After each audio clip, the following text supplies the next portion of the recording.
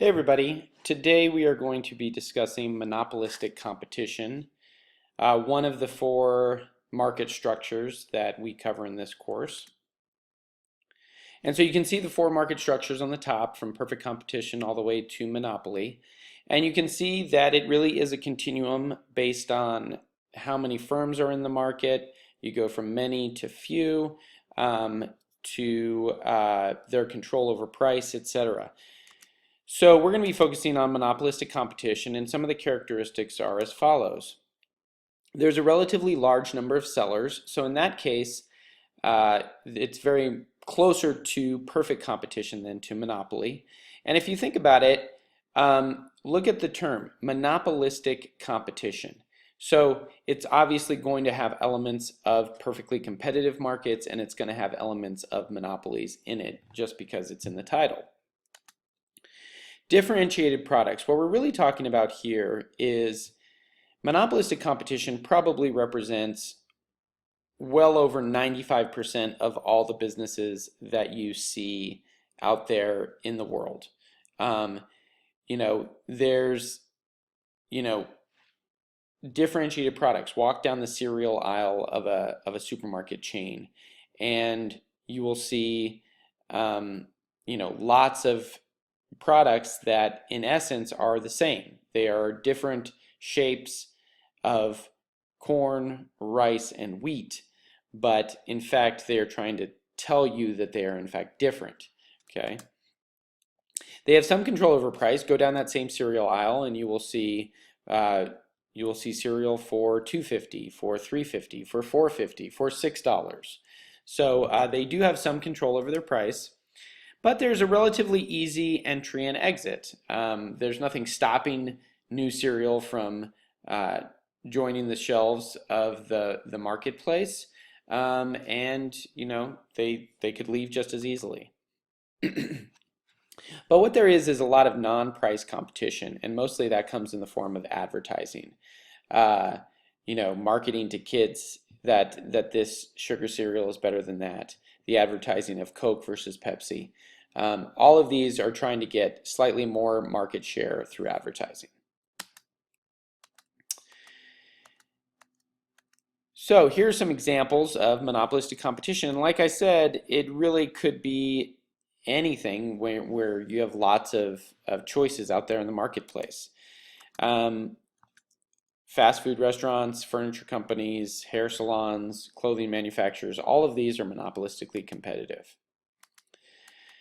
So I did tell you that it's a combination of monopoly and competition. So here are the monopolistic qualities, since you guys have already been exposed to monopolies. They do have control over their own price due to having a differentiated product. If you think that your product is somehow different from another product, you can try to convince the consumer that it is worth an extra amount to spend.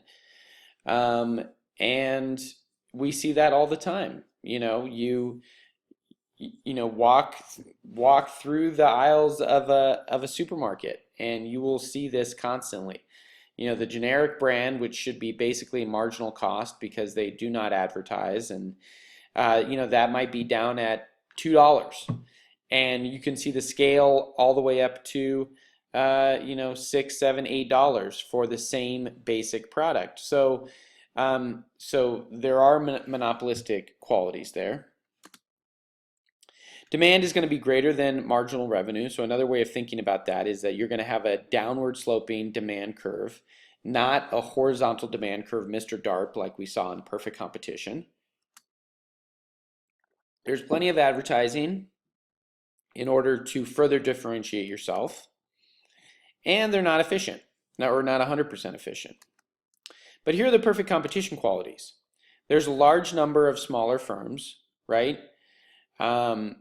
So that's good. If you go to New York City or you go to a major city and you look for a pedicure place or a manicure place, there's going to be lots of tiny little firms offering the same service. And how do they get their customers in? Most of that's probably geography, whoever's closest. Relatively easy entry and exit. It's not hard to enter to open up your place, to get going if you have an idea. And one thing when we get to the graphs is there's going to be zero economic profit in the long run since more firms can enter. And so that doesn't mean that they don't earn normal profits and have a good business, but they don't show economic profits in the long run. So what does differentiated products mean? Goods are not identical. The firms seek to capture a piece of the market by making unique goods.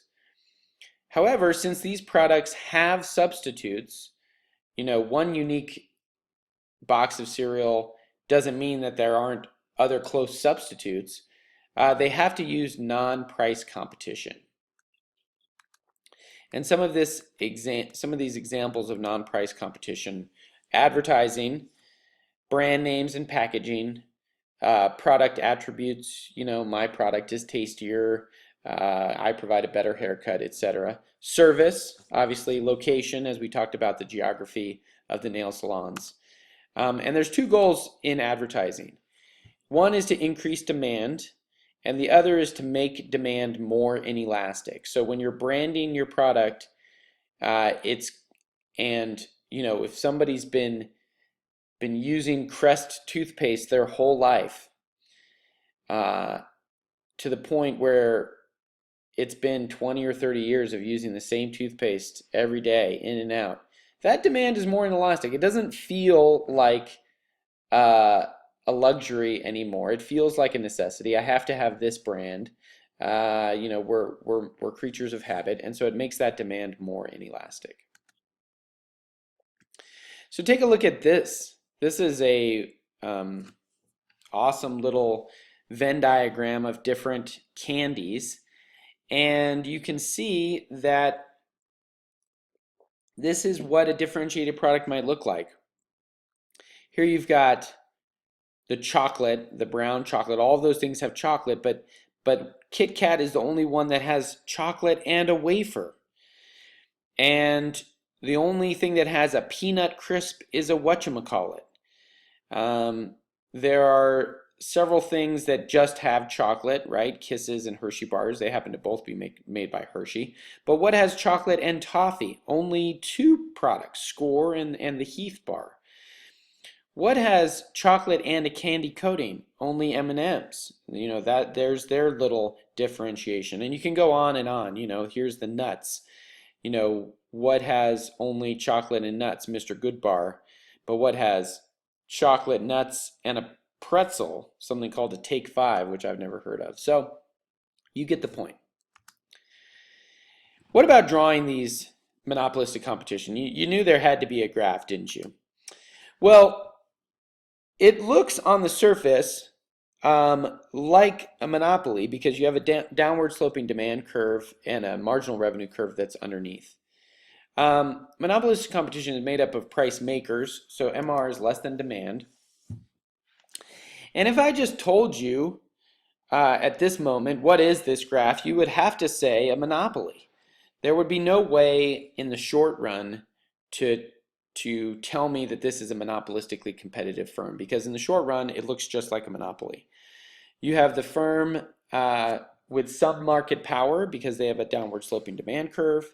They produce where MR equals MC. They charge at the demand curve, and they make this little box of profit right here.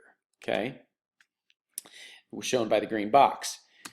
So and like I said, in the short run, it's the same graph as a monopoly making profit.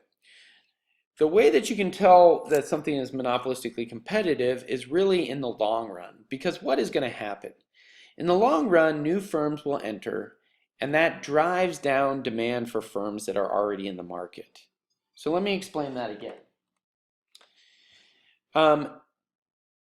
Remember, there are easy entry and exit of firms. If you look at this firm and you see that it is making, economic profits, then that seems like a good industry to get into. When it's a pure monopoly, you can't get into that firm because they have some type of barrier to entry, like a patent or a copyright. However, in this market structure, they do not have that. So firms can enter and leave, and when more firms enter, it means the same pie of demand, the same amount of demand is going to be divided among more firms. So the demand for each firm is going to decrease. So what does that look like? I know you might have missed it, but that's what it looked like. The demand decreased to there. Again, I'm going to show you. The demand started here and decreased to here. Well, what happens? Price and quantity falls for each individual firm, and if you notice, the price that you're getting in the market is now completely equal to your costs. So total revenue, this box, is equal to total costs, this box, and you have no economic profit, normal profits, and we call this long-run equilibrium. You still produce where MR equals MC. You charge the price at the demand curve, but that equals your average total cost, so there's no economic profit. Now, why does demand shift like what we just described? It's sort of, I'm just repeating what I've already said. When short-run profits are made, new firms will enter. New firms will mean more close substitutes and less market share for each existing firm, and thus the demand for each firm will fall. Similarly, if you are in a monopolistically competitive market and there are losses, the firms will exit. There will be less substitutes and more market share for each remaining firm, which means the demand will increase. So let's look at what that looks like. If we had a firm in an industry that was experiencing this, where firms in the industry were taking losses, okay, you can see here they're still going to produce where MR equals MC. They're going to charge up at their demand curve, but wait, their costs are way up here. So this is a loss, not profit. This is a loss. In the short run, this graph is the same as a monopoly making a loss, but as firms exit, the demand for the firms already in the market will increase, and you will see that. So you're back to total revenue equaling total cost with no economic profit. So that is the monopolistically competitive firm in the long run, and that's really the graph that you need to sort of lock in to show you what's happening there. So let's explore a couple of more points before we end the lecture. Are monopolistically competitive firms efficient? Well, we see that they are not. This is the quantity for the socially optimal quantity, because that's where supply meets demand.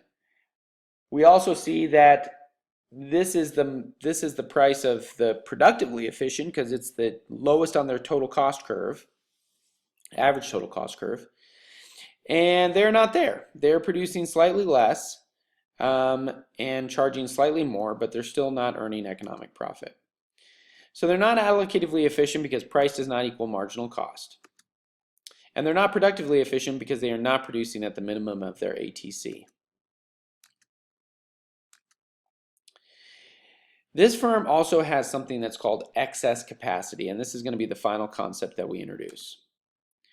Excess capacity basically states that given the current resources, the firm could produce, if they wanted to, at the lowest cost of their cost curve, but they decide not to. Okay, that's potentially because they choose to advertise. The gap between the minimum ATC output and the profit maximizing output is the excess capacity.